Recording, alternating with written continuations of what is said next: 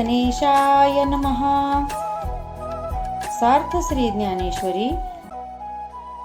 माऊलींच्या चरणी माझे साष्टांग दंडवत. नामा म्हणे ग्रंथ श्रेष्ठ ज्ञानदेवी, एकतरी ओवी अनुभवावी. अध्याय 5. कर्मसन्यास योग. क्रमशः वाचन. भाग पहिला. हा अध्याय आपण 3 भागात पूर्ण करणार आहोत.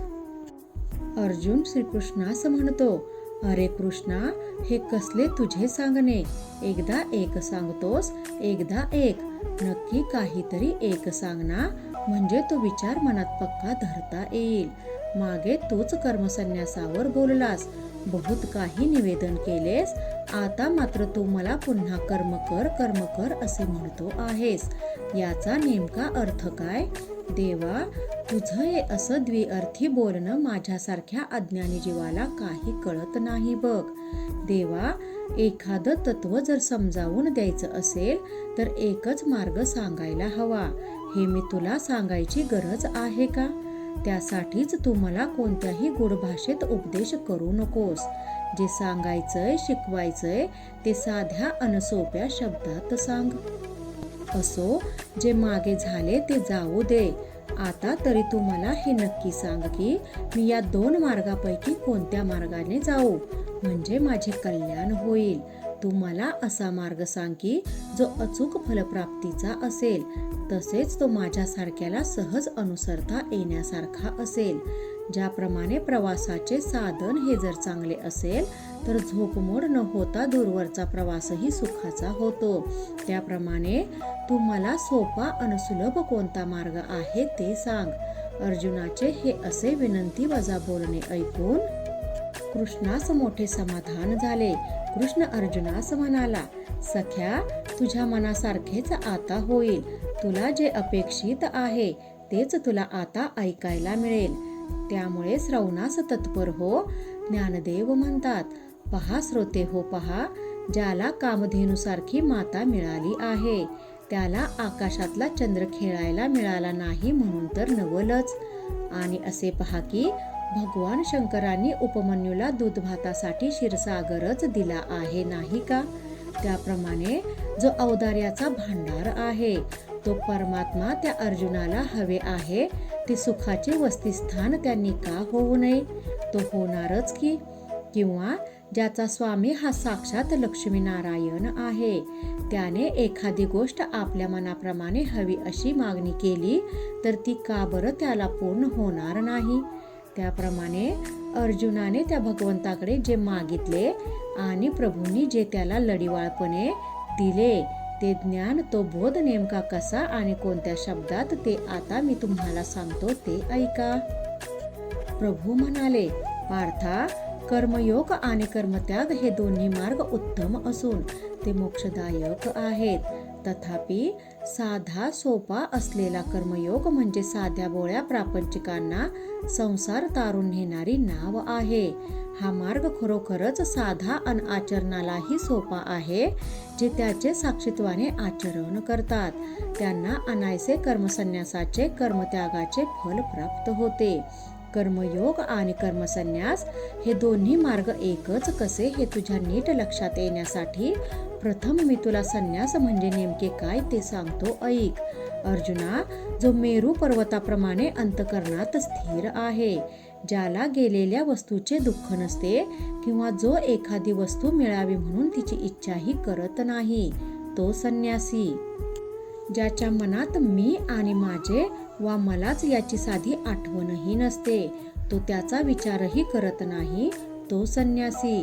जो निरीक्षक, निस्संग, निर्मोही झाला आहे, ज्याची मनशांती प्राप्ती व अप्राप्ती तसुबरही ढळत नाही, तो संन्यासी.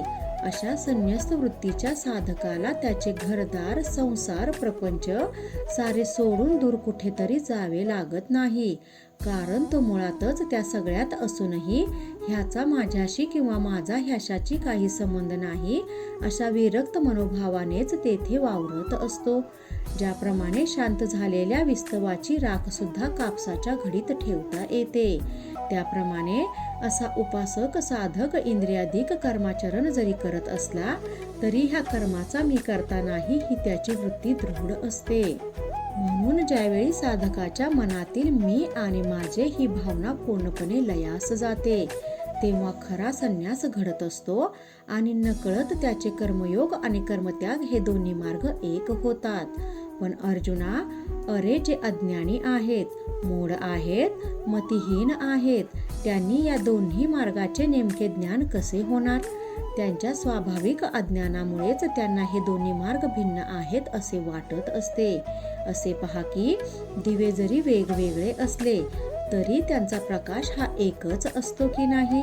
आणि ज्या विचारी विवेकी अभ्यासकाला सारे सम्यक ज्ञान असते ते साधक हे दोन्ही मार्ग एकच आहेत हे मनोमन पूर्ण ओळखून असतात. दुसरे असे की ज्ञानयोगापासून जी प्राप्ती साधकाला होते तीच प्राप्ती त्याला या कर्मयोगापासूनही होतेच. अशा प्रकारे या दोघांच्यातले हेच सारखेपण आहे. जसे की आकाश आणि पोकळी ही एकच आहे त्याप्रमाणे ज्ञानयोग आणि कर्मयोग हे दोन्ही एकच आहेत. जो साधक, उपासक, अभ्यासक या दोन्ही मार्गांना एकच जाणतो त्यालाच खरे ज्ञान प्राप्त होते आणि तोच आपले आत्मस्वरूप पाहू शकतो. पार्था, कर्ममार्गाचे आचरण करून जो मोक्ष पर्वतावर चढत जाण्याचा यत्न करतो तोच त्या पर्वतावरील ब्रह्मरूपापर्यंत जाऊन पोहोचतो. एरवी जे कर्ममार्गाचे आचरण करत नाहीत अन ज्ञानमार्गाचा उगाच हव्यास करतात त्यांना काहीच हाती लागत नाही. गुरुवाक्यावर विश्वास ठेवून आपले मन भ्रमापासून सोडवून ते साधक त्या एका आत्मस्वरूपाशी लीन होतात. मीठ हे जोवर समुद्रापासून वेगळे असते तोवर ते थोडे असले तरी समुद्र आणि मीठ हे वेगळे असते. पण तेच मीठ जर सागरात टाकले तर ते काही क्षणातच सागर रूप होऊन जाते. त्याप्रमाणे ज्याचे मन संकल्पापासून वेगळे होऊन ते त्या ब्रह्मरूपाशी एकरूप झालेले आहे. त्याचे मन दिसायला जरी एकदेशीय वाटत असले तरी त्याने त्रिभुवन व्यापलेले असते. त्याला मी हे कर्म केले अथवा कर्म करायचे आहे आणि करायचे नाही असा भावच नसतो. त्यामुळे तो लौकिकात इतरांप्रमाणे जरी कर्मे आचरत असला तरी तिथे कोणत्या मनोभावाने जोडला नसल्याने तो करता असूनही नाकर्त्यासारखाच ठरत असतो. अर्जुना, असा अभ्यासक देहबुद्धीच्या बाबतीत पूर्णपणे उदासीन आणि अनासक्त असतो. देहबुद्धीच उरलेली नसल्याने त्याच्यापाशी या कर्माचा कर्ता मी आहे हा अभिमान असत नाही. अशा योगमुक्त पुरुषाच्या अंगी निराकार परब्रह्माचे सर्व गुण पाहायला मिळतात.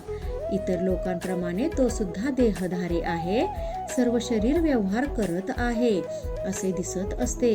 तो डोळ्यांनी सर्व काही पाहत असतो, कानांनी ऐकत असतो, पण त्या पाहण्यात किंवा ऐकण्यात कुठेही मनाने मात्र गुंतत नसतो. ही मोठ्या नवलाईची गोष्ट आहे. त्याला होणारे स्पर्श समजतात. तो नाकाने चांगले वाईट वास घेतो. वेळप्रसंगी तो काही भाषणही करतो. तो जेवतो, खातो, पितो, जे टाकायचे ते टाकतो, मस्त झोप घेतो. तो त्याच्या मनात आले तर चालतो, मनात आले तर कृती करतो. ज्यावेळी जी कर्मे करणे आवश्यक आहेत ती सर्व कर्मे तो बिनतक्रार करतो. त्याचा श्वासोच्छ्वास सहज चालू असतो. डोळ्यांची उघडझाप चालू असते. हे सर्व काही व्यवस्थित चालू असते. हे असे त्याचे सर्व लौकिक व्यवहार जरी वरकरणी चालू असले तरी आत्मानुभवाने सुखावलेला तो योगी त्या सर्व गोष्टी जरी अनाहूतपणे करत असला तरी त्याचा कर्ता मात्र तो नसतो. ज्यावेळी त्याने भ्रांतिरूप अंतरुणावर निद्रा केली तेव्हा तो स्वप्नसुखाने भुरला, पण आत्मज्ञानाची पहाट होताच त्याचे कर्तेपण शिल्लक राहिले नाही. अर्जुना, एक गोष्ट नीट समजून घे. आत्म्याच्या आधाराने सर्व इंद्रियवृत्ती या विषयात राहतात. ज्याप्रमाणे दिव्याच्या उजेडात घरातले सर्व व्यवहार चालतात, पण दिवा काही ते करीत नसतो, तद्वत ज्ञाताकडून कर्मेही केवळ सहज भावनेतून घडत असतात. कमळाचे पान हे जसे पाण्यात असूनही त्याला पाण्याचा स्पर्श होत नाही, ते पाण्याने भिजत नाही, त्याप्रमाणे हा योगी ज्ञानी हा अभ्यासक सर्व कर्मे जरी इतरांप्रमाणे करीत असला तरी तो त्याच्या कर्माच्या बंधनात मात्र जराही अडकत नाही. अर्जुना, जेव्हा एखादे कर्म हे बुद्धीला कळण्याआधी आणि मनात त्याविषयी कोणतीही अपेक्षा जागण्याआधी स्वभावतः केले जाते, त्या कर्माला आणि आचरणाला, व्यवहाराला देहव्यापार किंवा कायिक कर्म असे म्हणतात. आता हीच गोष्ट नीट समजून घ्यायची असेल तर लहान बालकाकडे मुद्दाम पहावे. लहान मूल ज्याप्रमाणे मन आणि बुद्धी ह्यांचा विचार न करता कामे, कर्मे, कृती, आचरण करत असतो, त्याप्रमाणे योगी हा त्यांचे सर्व व्यवहार करीत असतो. जेव्हा पंचतत्वाचे हे शरीर झोपलेले असते त्यावेळी त्यांचे एकटे असणारे मन सारे व्यवहार करीत असते. अर्जुना, आणखी एक गंमत ऐक. वासनेचा पसारा हा असा असतो की तो देहाला न कळू देता मनच खेळत असते. ज्या कर्माचा इंद्रियांना थांगपत्ताही लागत नाही अशी कर्मे ही मनाद्वारे केली जातात त्यालाच मनोव्यापार असे म्हणतात. खरं म्हणजे योगी लोक सुद्धा असा मनोव्यापार करत असतात, पण ते त्यांच्या मनाच्या कर्मबंधनात अडकत नाहीत, कारण त्यांना आपल्या अहंकारपणाचा पूर्णपणे त्याग केलेला असतो. ज्यावेळी एखादी व्यक्ती भ्रमिष्ट होते त्यावेळी त्याच्या आचार विचारात सुसूत्रता राहत नाही. त्याची कर्मे मन आणि बुद्धी यांच्यापैकी कशालाच धरून नसते. तो समोर आलेल्या व्यक्तीशी बोलतो, त्याला हाका जो मारतोय ती व्यक्तीही त्याला दिसते, पण असं असलं तरी त्याचे चित्त तिथे नसल्याने त्याला कशाचे स्मरण राहत नाही. थोडक्यात काय तर निष्कारण जे काही करणे ते फक्त इंद्रियगत कर्मे असे समज. भगवान श्रीकृष्ण अर्जुनाला म्हणतात की अर्जुना, जे सर्व काही जाणून घेऊन ज्ञातपणे केले जाते त्या कर्मास बुद्धिकर्म असे मानावे. योगी आपले प्रत्येक कर्म हे बुद्धीला स्मरून करतो, पण ते कर्मातीत ब्रह्मावस्थेत रममान असल्याने ते कर्मबद्ध नाही तर नित्य कर्ममुक्त असतात.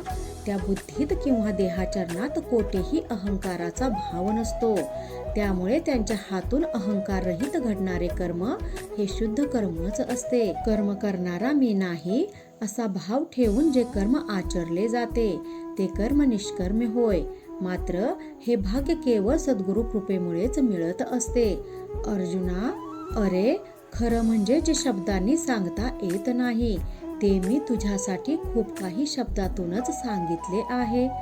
या निवेदनात शांतीरस इतका भरून उचमळतो आहे की तो खाली सांडावा.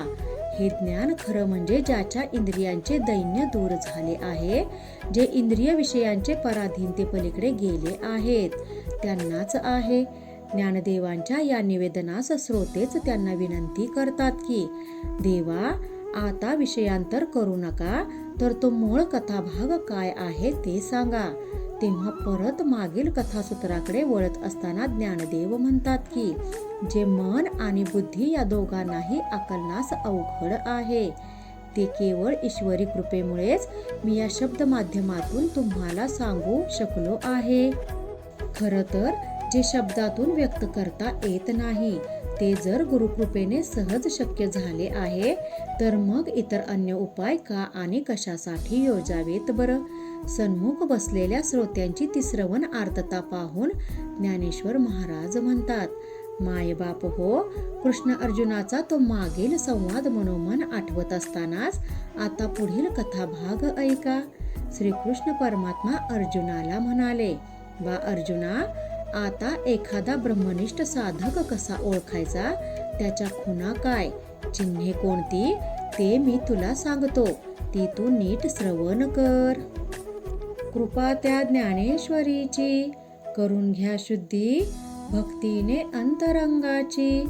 रामकृष्ण हरी, गीता भागवत ज्ञानेश्वरी.